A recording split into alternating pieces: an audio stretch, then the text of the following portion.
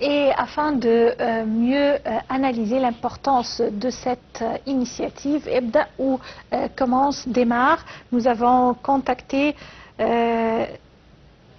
par téléphone Dr Raouf Ghafar, analyste politique et économique. Bonsoir.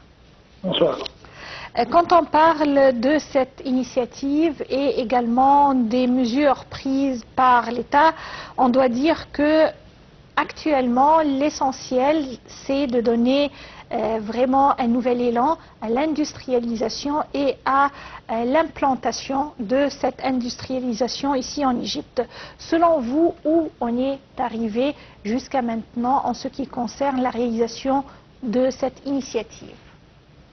Bon, c'est-à-dire, l'Égypte a tout ce qu'il faut.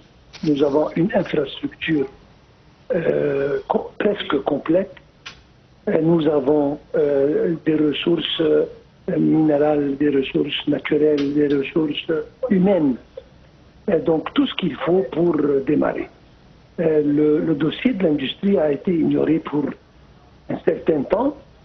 Il est temps maintenant de le reprendre et de vraiment se redresser fortement dans ce sujet. Surtout que le futur doit avoir avec l'exportation.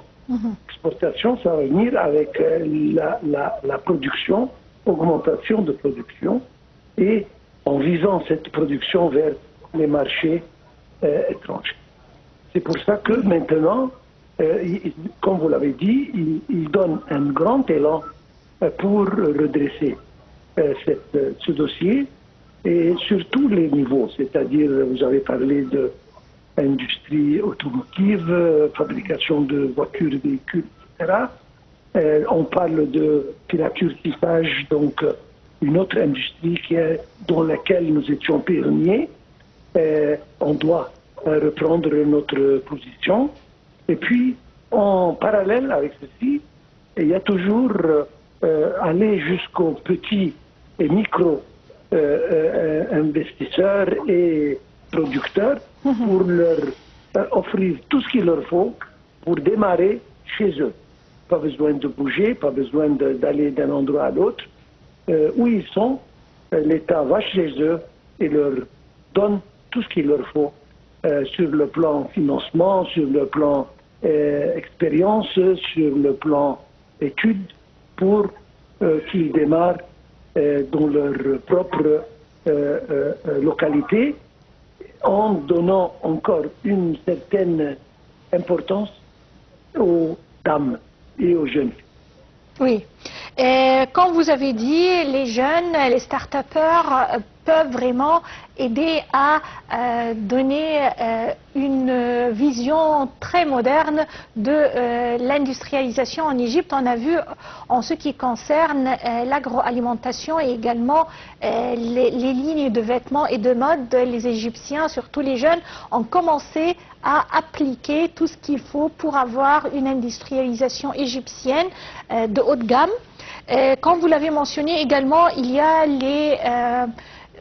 tout ce qui est automobile, automotive et également pharmaceutique. Et l'Égypte vise également à exporter ses produits.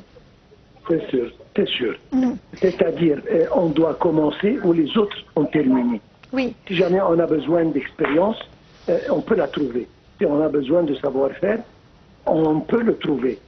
Et technologie, c'est facile, en mettant notre main dans les mains des investisseurs étrangers qui peuvent emmener avec eux leur savoir-faire, leur technologie et nous aider à démarrer d'une manière sérieuse et d'une manière très forte.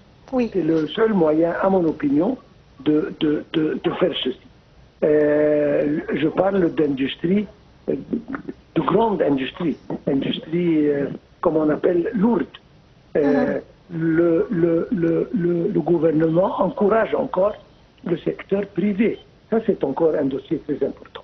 Le secteur privé doit jouer un rôle important dans l'industrialisation, dans la promotion de l'industrie en général et de l'économie égyptienne encore.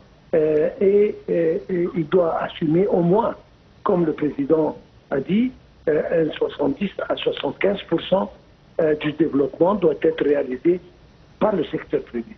Ça, c'est encore très important. Le gouvernement fait tout ce qu'il peut. Il pave le chemin avec les infrastructures et avec les relations internes et externes. Et c'est après le secteur privé de démarrer à base de ceci.